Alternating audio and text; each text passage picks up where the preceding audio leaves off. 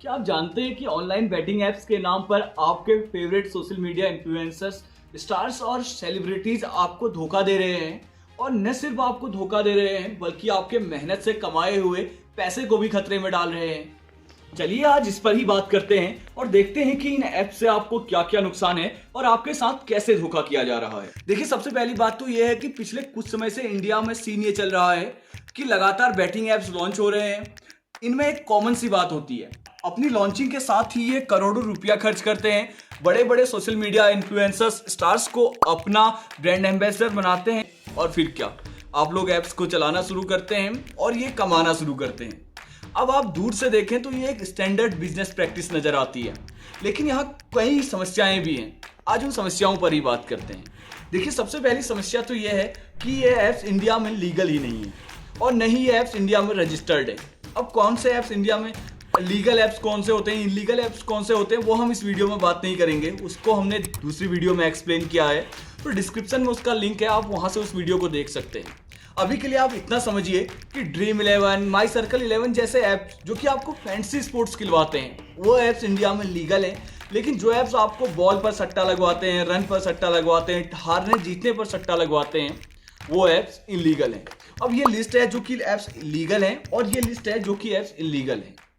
अब बात legal illegal तक ही नहीं रह गई है, इन ऐप्स से कई खतरे भी हैं। चलिए उस खतरे पर नजर डालते हैं। अब पहला खतरा तो आपके पैसे को लेकर ही है। इनमें से ज्यादातर ऐप्स ऐसी हैं जो कि इंडिया में रजिस्टर्ड ही नहीं है और इनको रजिस्टर किया गया है टैक्स हेवन कंट्रीज में, जैसे कि साइप्रस या माल्टा, इन कंट्रीज में इसे रजिस्टर किया गया है। और इसके साथ ही कुछ ऐप्स तो ऐसी हैं जिन्होंने खुद को दिवालिया तक घोषित कर दिया है और फिर भी वो इंडिया में बिजनेस कर रही है और दुनिया भर में बिजनेस कर रही है। अब यहाँ पर सवाल ये खड़ा होता है कि अगर इन ऐप्स ने आगे चलकर आपके साथ कोई फ्रॉड कर दिया तो क्या गारंटी है कि आपका वो फ्रॉड में गया हुआ पैसा आपको वापस मिल पाएगा। यहाँ तो गारंटी इस बात की भी नहीं है कि आप इन पर केस तक कर पाएंगे, क्योंकि इन ऐप्स का इंडिया में कोई एग्जिस्टेंस ही नहीं है कानून के हिसाब से।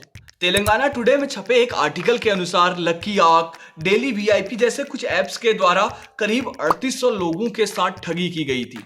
अब ये ठगी किस तरीके से करते थे ये समझिएगा। सबसे पहले इनमें आपको ज्वाइनिंग के लिए एक रेफरल की जरूरत होती थी। बिना रेफरल के आप इन्हें ज्वाइन नहीं कर सकते। जब आप रेफरल से ज्वाइन करते हैं, शुरू में आप पैसा लगाते हैं तो ये आपको जिताते हैं, थोड़ा प्रॉफिट देते हैं, जिससे कि आपके मन में लालच आए और आप ज्यादा पैसा लगाएं। इसके साथ ही आपको एक कंसल्टेंट दे देते हैं जो आपको एडवाइसेस देता है और आपको इनके टेलीग्राम ग्रुप्स में भी एक्सेस दे देते हैं। अब आपको लगता है कि यार सब कुछ ठीक चल रहा है, लेकिन धीरे धीरे आप हारना शुरू करते हैं और जब आप हारने लगते हैं तो ये लोग आपको रिकमेंड करते हैं कि आप समय चेंज कीजिए, थोड़ा पैसा और ज्यादा इन्वेस्ट कीजिए ताकि जब आप जीत रहे हो तो आपका लो बैलेंस ना हो। अब इसके बाद आप सोचते हैं कि यार हाँ मैं जीता था पहले, तो ये सही सजेशंस दे रहे होंगे, मैं आगे भी जीत सकता हूँ। और यहाँ से आप हारते रहते हैं और ये आपको सजेशंस देते रहते हैं, आप हारते रहते हैं।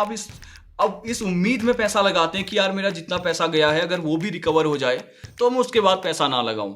आप पैसा लगाते रहते हैं और एक वक्त ऐसा आता है जब इनका टेलीग्राम ग्रुप बंद हो जाता है, जो आपका कंसल्टेंट है वो आपको रिप्लाई करना बंद कर देता है और इसके साथ ही इनका विड्रॉल सिस्टम भी ठप हो जाता है और यहाँ से जितना पैसा आप लगा चुके हैं वो सारा आपका हवाई हो जाता है। दूसरा अगर बात करें दूसरे खतरे की, तो दूसरा खतरा जो इन ऐप्स के साथ है वो है आपके डेटा को लेकर।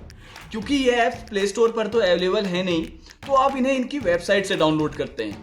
अब यहाँ पर बहुत ज़्यादा चांसेस हैं कि इन ऐप्स में मालवेयर और वायरसेस आ सकते हैं और अगर ऐसा होता है तो आप समझ सकते हैं कि आपको कितना बड़ा नुकसान होगा।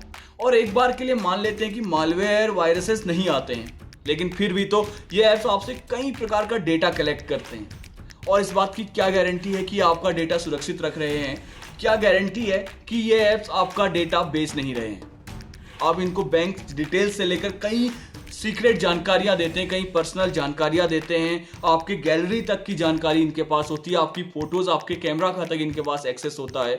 और अगर ये ऐप्स मान लीजिए उस डेटा का गलत इस्तेमाल करने लगे, कभी डेटा ब्रीच हो जाए या यही उस डेटा को किसी को बेच दें और डार्क वेब या किसी गलत आदमी को ये डेटा अगर बेचा जाता है, तो आप सोचिए कि आपके लिए कितनी बड़ी समस्या हो सकती है। बाकी सोशल मीडिया इन्फ्लुएंसर्स, सेलिब्रिटीज से भी रिक्वेस्ट है कि यार वो किसी भी ऐसे अरे गहरे ऐप को प्रमोट ना करें, क्योंकि चंद पैसे लेकर वो तो प्रमोट कर देते हैं और उनके फॉलोअर्स उन पर भरोसा करके उस ऐप को इस्तेमाल भी कर लेते हैं, लेकिन अगर आगे उनके साथ नुकसान होता है तो उसका जिम्मेदार कौन होगा। क्या वो प्रमोशंस के बाद इस बात की जिम्मेदारी लेंगे? इससे बेहतर तो ये है कि वो ऐप को प्रमोट करने से पहले थोड़ी रिसर्च कर लें और देख लें कि वो ऐप क्या इंडिया में लीगल है, इलीगल है और वो रजिस्टर्ड कहाँ है।